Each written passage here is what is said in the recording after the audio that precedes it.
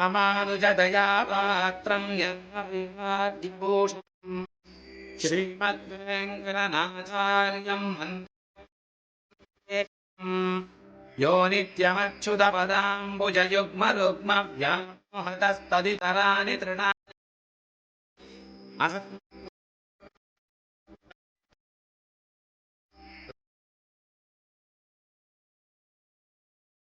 मातापितायुवदत्तविभूतिः सर्वं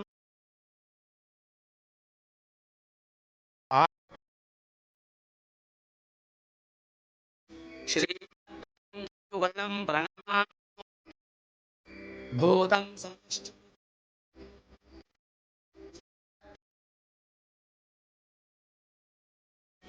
भक्तां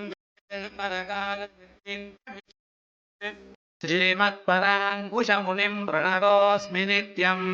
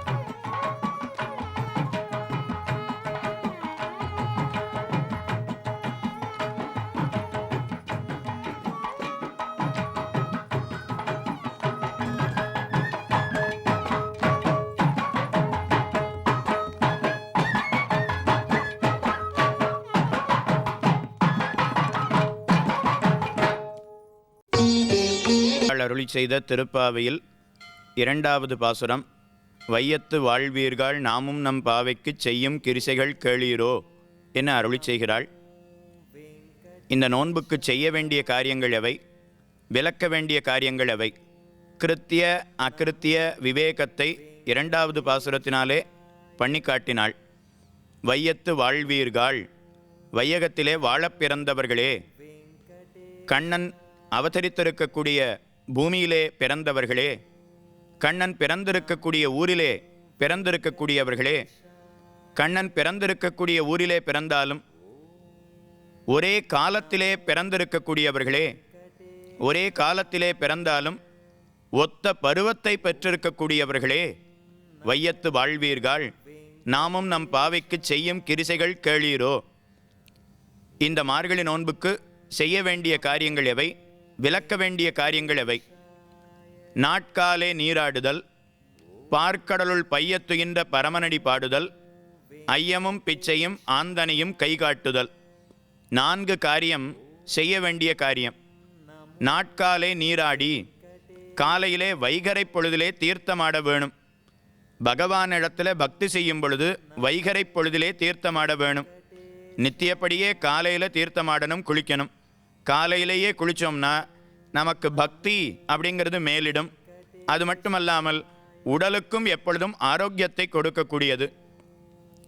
பார்க்கடலுள் பையத்துயின்ன பரமனடி பாடுதல், தீர்த்தமாடி திருப்பார்க்கடலிலே பிரம்மருத்ராதி தேவர்களுக்கு ஆபத்து வந்தால் அதை போக்க வேணும் என்பதற்காக திருப்பார்க்கடலிலே கிடந்த திருக்கோலத்தோட காட்சி கொடுக்கக்கூடிய பகவானுடைய திருவடியை பாட வேணும்.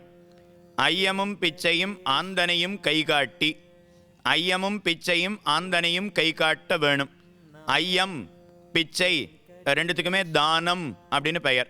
ஆனால் ரெண்டுத்துக்கும் என்ன வேறுபாடுன்னா, தகுந்தவர்களுக்கு கொடுக்கக்கூடிய தானம் அதுக்கு ஐயம் அப்படின்னு பெயர். பிரம்மச்சாரிகளுக்கும் சந்நியாசிகளுக்கும் கொடுக்கக்கூடிய தானத்துக்கு பிச்சை அப்படின்னு பெயர். நாம் தமிழ் இலக்கணத்தில் ஆரம்பத்தில் என்ன படிச்சிருக்கோம்? ஐயம் இட்டு உண் அப்படின்னு படித்திருக்கோம் இல்லையா? ஐயம் என்றால் தகுந்தவர்களுக்கு கொடுக்கக்கூடிய தானம், சாஸ்திரத்தை அறிந்த பெரியோர்களுக்கு கொடுக்கக்கூடிய தானம். பிரம்மச்சாரிகளுக்கும் சந்நியாசிகளுக்கும் கொடுக்கக்கூடிய தானம் அதுக்கு பிச்சை என்ன பெயர். இந்த இரண்டையும் ஆந்தனையும் கைகாட்டி நம்மால் முடிந்தவரை அவர்களுக்கு கொடுக்க வேணும். 4 காரியத்தை செய்ய வேணும்னு அருளி செய்கிறாள். 6 காரியத்தை விட்டுவிட வேணும் காட்டுகிறாள் ஆண்டாள். நெய்யுண்ணோம், பாலுண்ணோம், மையிட்டெழுதோம், மலரிட்டு நாம் முடியோம், செய்யாதன செய்யோம், தீக்குறளை சென்று ஓதோம்.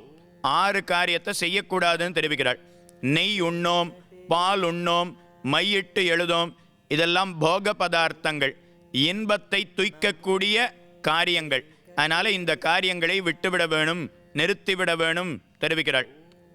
நெய் உண்ணோம், பால் உண்ணோம். ஆண்டாள் எப்படி சொல்லியிருக்கணும்? நெய் குடியோம், பால் குடியோம் அப்படின்னு தானே சொல்லியிருக்கணும். நெய் உண்ணோம் ஏன் சொல்லுகிறாள்? அன்னத்தை சாதத்தை சாப்பிடுகிறோம் அப்படின்னா உண்ணோம் அப்படின்னு சொல்லலாம். ஆனால் நெய் என்பது திரவ பதார்த்தம். இதை போய் உண்ணோம்னு ஏன் தெரிவிக்கிறாள்? நெய் உண்ணோம், பால் உண்ணோம்னு ஏன் காட்டுகிறாள் ஆண்டாள்? அதுக்கு பெரியவாச்சான் பிள்ளை என்கிற ஆச்சாரியர் வியாக்கியானத்தில் அருளி செய்கிறார். என்னன்னா, கண்ணன் பிறந்தவுடனே நெய்யையும் பாலையும் விட்டு வச்சதே கிடையாதான். எங்கே நெய் இருந்தாலும் பால் இருந்தாலும் முதல்ல கண்ணன் தான் குடித்து விடுவன். இவாள்லாம் நெய்யையோ பாலையோ பார்த்துருந்தா தானே அது சாதத்தை போல இருக்குமா இல்லை ஜலத்தை போல திரவ பதார்த்தமாக இருக்குமான்னு தெரிஞ்சுக்க முடியும். தெரிஞ்சாத்தானே குடியோம்னு சொல்ல முடியும். அவள் பார்த்ததே கிடையாதான். அதனால் பழம் அப்படிங்கிறது எப்படி இருக்குமோ அதை போலத்தான் நெய்யும் இருக்கும், அதை போலத்தான் பாலும் இருக்கும் என்று இவர்கள் அறிந்து கொண்டு நெய்யுண்ணோம், பாலுண்ணோம் தெரிவிக்கிறார்கள். மையிட்டு எழுதோம், கண்ணிலே மை தீட்டுவது என்பது கிடையாது. இன்பம் துய்க்கக்கூடிய போக பதார்த்தத்தை செய்யோம், அனுபவியோம் என்ன அருளி செய்கிறாள். மலரிட்டு நாம் முடியோம். புஷ்பத்தை கூந்தலிலே சூட்டிக் கொள்வது கிடையாது. சொல்லும்போது மலரிட்டு முடியோம்னு சொல்லியிருக்கலாம். ஆனால் மலரிட்டு நாம் முடியோம் ஏன் தெரிவிக்கிறாள்னா, நாங்களா புஷ்பத்தை சூட்ட மாட்டோம். ஒரு கால் கண்ணன் வந்து சூட்டி விட்டால் அதை மறுக்க மாட்டோம், ஏற்றுக்கொள்வோம். செய்யாதன செய்யோம். செய்யாதன எங்களுடைய பெரியவர்கள் பூர்வாச்சாரியர்கள் எந்த காரியத்தை செய்யவில்லையோ அதை நாங்கள் செய்யப்போவது கிடையாது. பெரியோர்கள் எந்த காரியத்தை அனுஷ்டித்திருக்கிறார்களோ அதையே நாங்களும் அனுஷ்டிப்போம். தீக்குறளை சென்று ஓதோம். குறளை அப்படின்னா கோள் சொல்லுதல் அப்படின்னு பெயர். இங்கே சொன்னதை அங்கே போய் சொல்றது, இல்லை இவர்களை பற்றி வேறொன்றாக மற்றொரு இடத்திலே சொல்லுதல், அதுக்கு கோள் சொல்லுதல்னு பெயர். அதுக்கு தமிழிலே குறளை அப்படின்னு பெயர். தீக்குறளை சென்று ஓதோம். அதை கோள் சொல்லுதல் ஒரு காலம் செய்யப்போவதில்லை. 6 காரியத்தை விட்டுவிட வேணும்னு தெரிவிக்கிறாள். 4 காரியத்தை செய்ய வேணும் என அருளி செய்கிறாள் ஆண்டாள். வையத்து வாழ்வீர்கள், வையகத்திலே வாழப் பிறந்தவர்களே என்று கொண்டாடுகிறாளாம். கண்ணனம்பெருமான் அவதரித்தான், துவாரகையிலே ஆட்சி புரிந்து கொண்டிருக்கிறான்.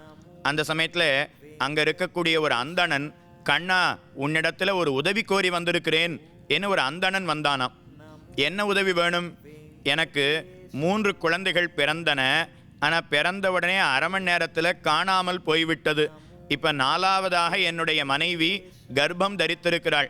அந்த குழந்தையை நீதான் காப்பாற்றி தந்தருள வேணும் என்று ஒரு பிராமணன் அந்தணன் பிரார்த்திக்கிறான். உடனே கண்ணன் பார்த்து சரி அப்படியே செய்கிறோம் வாக்குறுதி கொடுத்தான். பக்கத்தில் அர்ஜுனன் இருந்தான். கண்ணா இந்த சின்ன காரியத்துக்கு போய் நீ போகணுமா? வேண்டாமே, நான் செய்கிறேன் என அர்ஜுனன் ஏற்றுக்கொண்டான். அந்தணனுடைய இருப்பிடத்திற்கு சென்றான். பிரசூதிகா கிரகம், அந்த கிரகத்தை முழுக்க அம்பால அப்படியே ஒரு கூடு அமைத்தான். அர்ஜுனனுடைய அனுமதி இல்லாமல் காற்று கூட உள்ளே நுழைவது என்பது ஒரு காலம் முடியாது. அதே போல குழந்தை பிறந்தது. பிறந்த உடனே காணாமல் போயிற்று. மற்ற குழந்தையாவது அரை மணி நேரம் இருந்துட்டு காணாமல் போச்சு. இந்த குழந்தை பிறந்த 5 நிமிஷத்தில் காணாமல் போயிடுது. அந்த அந்தணன் அர்ஜுனனை ஏசுகிறான். அர்ஜுனன் பார்த்து தீக்குளிக்க வேணும் என்று முடிவு பண்ணினான். கண்ணன் பார்த்து கவலைப்பட வேண்டாம், நாம் அந்த குழந்தையை தேடுவோம்னு மேலே இருக்கக்கூடிய லோகங்கள் கீழே இருக்கக்கூடிய லோகங்கள் 14 லோகங்கள்லேயும் தேடினான். கடைசியில் வைகுண்டத்திற்கு சென்றான். விரஜைக்கு இந்த பக்கத்திலேயே அர்ஜுனனையும் அந்த அந்தணனையும் நிறுத்திவிட்டு தான் மட்டும் உள்ளே போய் குழந்தையை தேடுவோம்னு போனால் ஸ்ரீதேவி நாச்சியார், பூமிதேவி நாச்சியார், நீலாதேவி நாச்சியார், இந்த பகவானுடைய பத்தினிமார்கள்லாம் அந்த குழந்தையை வச்சுட்டு விளையாடின்னு இருக்கலாம். அவள் கண்ணனை பார்த்த உடனே கண்ணா வரவேணும் வரவேணும், இதோ குழந்தையை தந்து விடுகிறோம். எதுக்காக நாங்கள் இந்த குழந்தையை எடுத்துன்னு வந்தோம் தெரியுமா? இங்கே உன்னை நாராயணனைத்தானே பார்க்க முடியும், நாராயணனாகத்தானே உன்னை பார்க்க முடியும், வாசுதேவனாக பரவாசுதேவனாகத்தானே உன்னை பார்க்க முடியும். ஆனால் கண்ணனா பார்க்கணும்னு ஆசைப்பட்டோம். அதுக்காகத்தான் குழந்தையை இங்கே வச்சுட்டோம். அப்பத்தானே குழந்தையை தேடி நீ வருவாய் என்பதற்காக இதோ கண்ணனான திருமேனியை சேவித்து விட்டோம், குழந்தையை தந்து விடுகிறோம் என குழந்தையை கொடுத்தார்களாம். எதுக்காக சொல்ல வந்தேன்னா, அப்படிப்பட்ட கண்ணனுடைய திருமேனியை நேரிலே கண்டவர்கள் கோகுலத்தில் இருக்கிறவர்கள் தானே. அதனால இவர்களை பார்த்து வையத்து வாழ்வீர்கள் என ஆண்டாள் அருளி செய்கிறாள். பகவானுடைய திருமேனியை சேவிப்பதே பரம பிரயோஜனம். ஹனுமான் பார்த்து ராமனை சேவித்த கண்கள் மற்றொன்றினை காணாவேன்னு தெரிவித்தார். அச்சுவை பெரினும் வேண்டேன் அரங்கமா நகருளானே, அரங்கனனுடைய திருமேனியை அனுபவித்த கண்கள் மற்றொன்றினை காணாவே என திருப்பானாழ்வார் அருள் செய்தார்.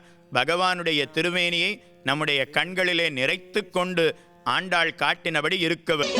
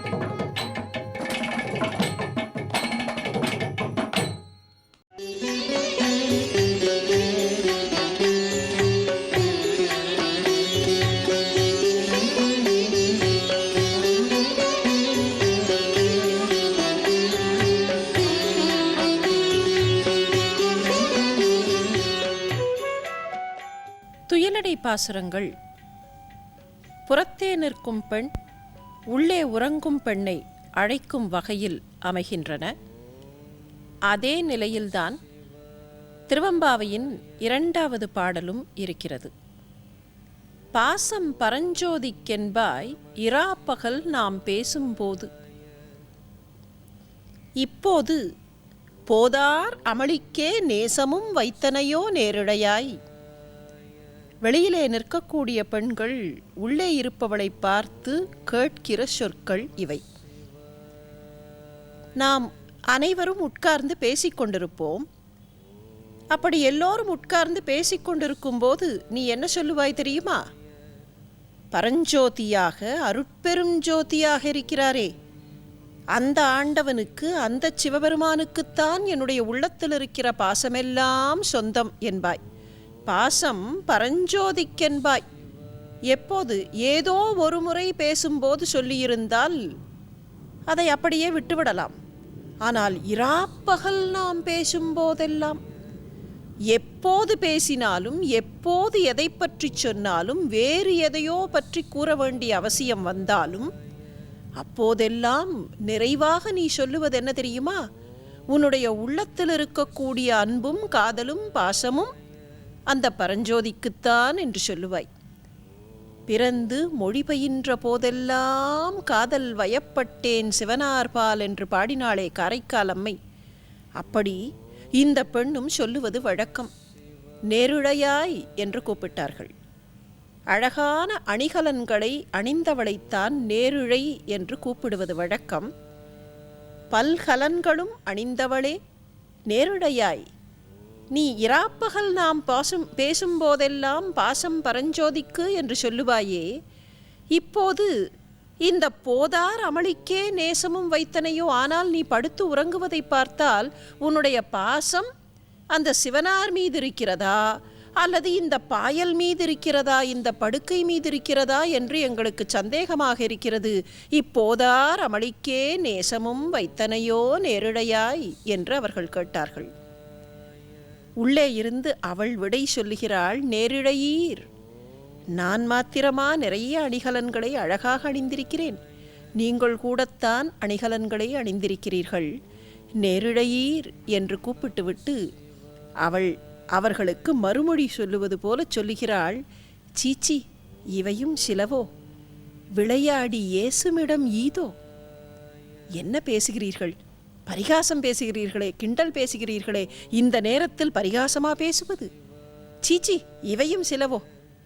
ஏதாவது வேண்டாம் என்றால் அதை புறந்தள்ளுவதற்கு சீ என்று சொல்லுவோம். இவர்கள் புறந்தள்ளுகிறார்கள். சீச்சி, இவையும் சிலவோ. இந்த சொற்களையா, இந்த அல்ப சொற்களையா இங்கே பேசுவது? விளையாடி, இப்படி விளையாடி கொண்டிருந்து ஏசுகிற இடம், ஒருவரை ஒருவர் ஏசிக்கொள்ளுகிற இடமா இது? இது இறைவனை பற்றி சிந்திக்க வேண்டிய இடமல்லவா? இது இறைவனை பற்றி பேச வேண்டிய பொழுதல்லவா? இறைவனுடைய எண்ணத்திலேயே நம்முடைய சிந்தனையை கழிக்க வேண்டிய நேரம் அல்லவா?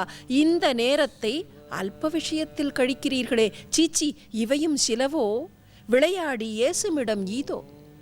நாம் யாரை பாட வேண்டும் தெரியுமா? விண்ணோர்கள் வந்து வணங்குகிறார்கள்.